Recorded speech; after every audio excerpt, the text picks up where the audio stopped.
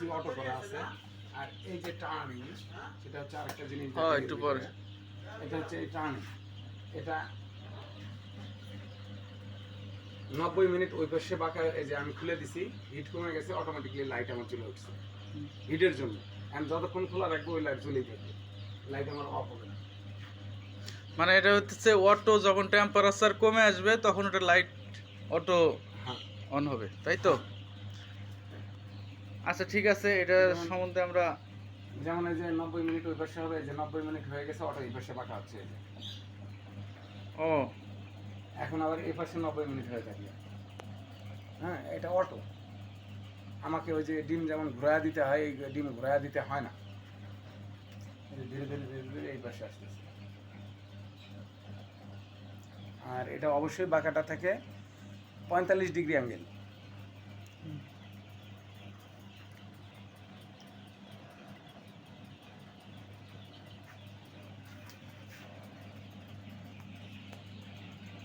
তোমার এগুলো কয়দিন হয়েছে আর কয়দিন পরে এটার বাচ্চা হবে আর কি? এগুলা 18 দিন পর্যন্ত এই এই এর ভিতরে থাকে। এরপরে 18 দিন পরে ওই যে ওটাতে দেওয়া হয়, বাংলাটাতে দেওয়া হয়। ওটা বর্তমান ফাঁকা আছে। 18 দিন পরে এইখানে 3 দিন থাকে। 3 দিন থাকে। এটার নাম কি?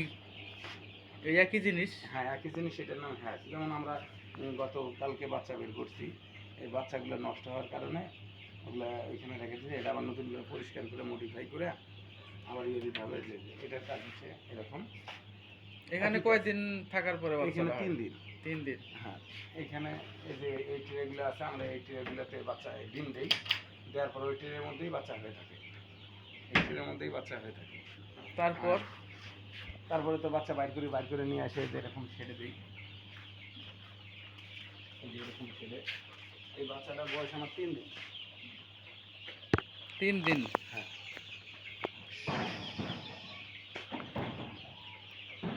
আচ্ছা, এই বাচ্চাগুলো তোমার এখানে 7 দিন থাকবে? হ্যাঁ, হ্যাঁ, আস্তে আস্তে বড় হবে, বড় হবে। জায়গা আস্তে আস্তে তারপরে বড় হবে। আলাদা আলাদা বেড আর বড় করে দিবা বেড। হ্যাঁ, প্রত্যেক দিনে এরকম বড় হবে। যেমন ওটার বয়স 7 দিন, এই যে এটার বয়স 14 দিন, এটার এটার বয়স 14 দিন। আরেকটা প্রশ্ন আছে আমার, বলেন। সেটা হলো ওখান থেকে এখান পর্যন্ত আসা পর্যন্ত 7 দিন পরে এদের মৃত্যুর হার কিরকম থাকে? মৃত্যুর হারটা আসলে আপনার উপর নির্ভর করে এবং বাচ্চার কোয়ালিটির উপর নির্ভর করে। কোয়ালিটি যদি এ গ্রেডের হয়, তখন মৃত্যুর হার হয় 2%। আর কোয়ালিটি যখনই খারাপ হবে, বি গ্রেড বা সি গ্রেড, তখন মৃত্যুর হার বেড়ে যাবে। আবার ফের আরেকটা কারণ আছে, যে পরিচর্যা। সবচেয়ে বড় কিছু হচ্ছে পরিচর্যা। আমার পরিচর্যাটা যদি ঠিক রকম না হয়, পরিচর্যা আমি ঠিক মতো না করতে পারি, তাহলে তো মৃত্যুর হার আমি বলে শেষ করতে পারবো না। এমনও হতে পারে যে 1000 বাচ্চার মধ্যে 500 মারা যাবে। আমার মনে হয় তোমার যে হাউসকিপিং ব্যবস্থাটা, এটা আরো উন্নত মানের করা হ্যাঁ, দরকার। তা তো এই বিষয়ে অবশ্যই। কিছু তা তোমার তো মাথায় অবশ্যই প্ল্যানিং আছে কিনা? হ্যাঁ, অবশ্যই প্ল্যান আছে, যে আমার অল শেডটা অটো হবে। হুম অল শেডই অটো করবো, অটো ড্রিঙ্কার, অটো খাবার, হুম। তারপর ফিড ব্যবস্থা। এই যে এটার বয়স হলো 7 দিন। এটার বয়স 7 দিন। যে এরকম করে আমার চিন্তা ভাবনা হচ্ছে, প্রত্যেক সপ্তাহে আমি মুরগি বিক্রি করবো। এই যে এপাশে একটা আছে। আরেকটা ভালো কথা, প্রত্যেক সপ্তাহে বিক্রি করবা, হ্যাঁ, কিন্তু তোমার ওই ডিম ওই ইন কি ওটা নাম কি বললা? ইনকিউবেটর। ইনকিউবেটর। ওই ইনকিউবেটরের থেকে তোমার বিক্রি করা পর্যন্ত কতদিন লাগে সময়? 35 দিন থেকে 45 দিন। এটা কোন সাইজে হয়, খাবার উপযুক্ত নাকি? হ্যাঁ, অবশ্যই 35 দিনে আপনার হবে 600 650 গ্রাম। 35 দিনে? হ্যাঁ, আর 45 দিনে হয়ে যাবে 800 900 1 কেজি পর্যন্ত আসে। ও আচ্ছা, তাহলে তোমার এখান থেকে যদি 600 গ্রাম কেউ থেকে আমি বিক্রি শুরু করি। মুরগি নেয়, হুম, তাহলে অবশ্যই আমার মুরগিটা সে পাইকারি রেটে পাবে। পাইকারি যে দামে নেবে, অবশ্যই দামেই পাবে। নেওয়ার মাধ্যম? আমার ফোন নাম্বারে যোগাযোগ করবে। Phone number? হুম, এবং ইয়ে দেওয়া আছে। যেমন এই যে এটার বয়স কিন্তু 28 দিন। এটা আসছে 450 500 গ্রাম হয়েছে।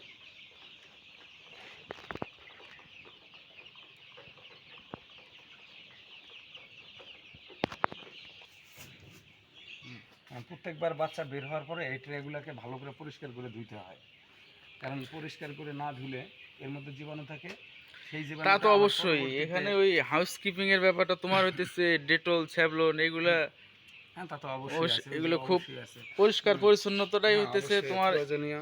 এরা যেমন- কিন্তু খুব সহনশীল মুরগি, হ্যাঁ, অবশ্যই। সহনশীল না। না মানে খুবই নর্মালি আর কি, এগুলা এতটাই নর্মাল যে হালকা কিছু ঠান্ডা লাগলেও এরা মারা যেতে পারে, ঠান্ডা লাগলেও মারা যেতে পারে, অধিক গরমে মারা যায়। মুরগির ব্যবসাটা আসলেও ততটা ইয়ে না।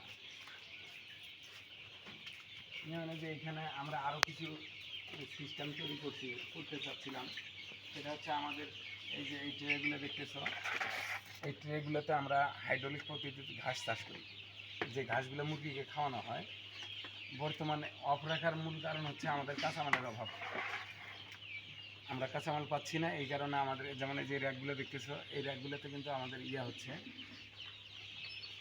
আর এই র্যাকের যত্ন নেওয়া হচ্ছে না, কারণ র্যাকের আমার কাজ নাই, এই কারণেই যত্ন নেওয়া হচ্ছে না। যাই হোক, খুব দ্রুত কাঁচামালের ব্যবস্থা করে ঘাস ব্যবস্থা করো। এগুলো কি? এগুলো ঔষধ, এগুলো ঔষধ, যে নিত্য প্রয়োজনীয় যে ঔষধগুলো লাগে সেই ঔষধগুলো এখানে, যেমন এই যে রেনামাইসিন, হ্যাঁ, রেনা WS, তারপরে এই যে রেনামক্স, তারপরে এই যে মাইকো আউট, কোক্সিকিউর, এগুলো বিভিন্ন রোগের ঔষধ বিভিন্ন আর কি। রোগের বিভিন্ন ওষুধ। আর আমি সবসময় রেনাটার প্রোডাক্ট ব্যবহার করি।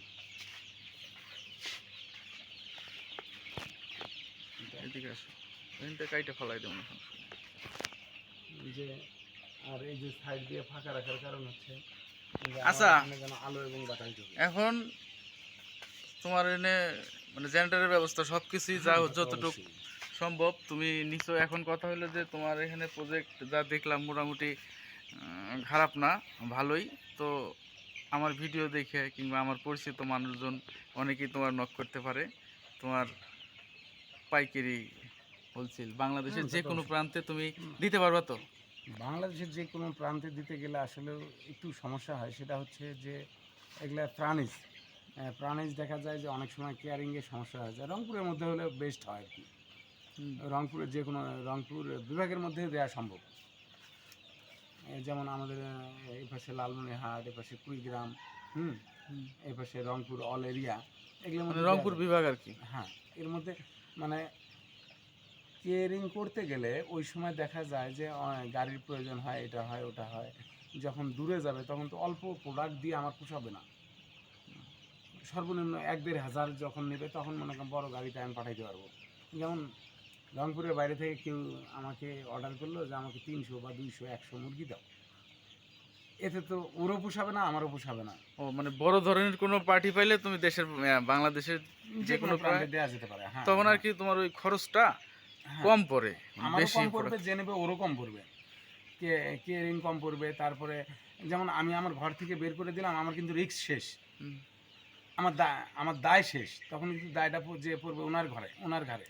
আর যখন দূরে কোথাও হবে তখন কিন্তু দুর্ঘটনা হতেই পারে, এটাই স্বাভাবিক। প্রাণীজটা এরকম যে একে এত আলতোভাবে রাখতে হয় যেন সে কষ্ট না পায়, এক কথায় কষ্ট না পায়। যাই হোক, এখন দুনিয়ায় অনেক উদ্যোক্তা, বাংলাদেশেও অনেক উদ্যোক্তা। তোমার এই মানে এই আর উদ্যোগটা দেখে কারো সবচেয়ে যদি ভালো লাগে, কেউ যদি তোমার সাথে যোগাযোগ করতে আর চায়, তার জন্য ভিডিওতে তোমার নাম্বার দেওয়া থাকবে, ওই ঠিক আছে। নাম্বারে যোগাযোগ করলেই হ্যাঁ, অবশ্যই তোমাকে অবশ্যই পাবে সবাই আমাকে। পাবে। আমার যদি কখনো আমার ফোন বন্ধ থাকে, সেই সময় ফোনে চার্জ থাকে না, এটাই প্রবলেম। এছাড়া আল্লাহর রহমতে অল টাইম খোলা থাকবে। আর আমার এই মুরগিটা পালার উদ্দেশ্য হচ্ছে একটাই, সেটা হচ্ছে যে আমার এই মুরগিতে কোনো ফ্যান লাগে না। গরমে যে ফ্যান, দেখেন আমার ঘরে একটা ফ্যানও নাই, হ্যাঁ, এই বিষয়টা কিন্তু আমি প্রথমে এসে বলছি যে ফ্যান কই। আমার ঘরে একটা ফ্যানও নাই, ফ্যান লাগে না। যেমন বিদ্যুৎ খরচ অনেক কম। যেমন ব্রয়লার বা অন্যান্য জাতের মুরগিগুলো পুষতে গেলে ওগুলোতে অনেকটা ফ্যানের প্রয়োজন হয়, কিন্তু আমার সেই ফ্যানটা নাই।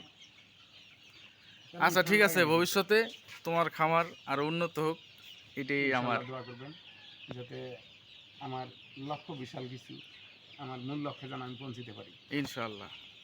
আল্লাহ হাফেজ। আল্লাহ হাফেজ।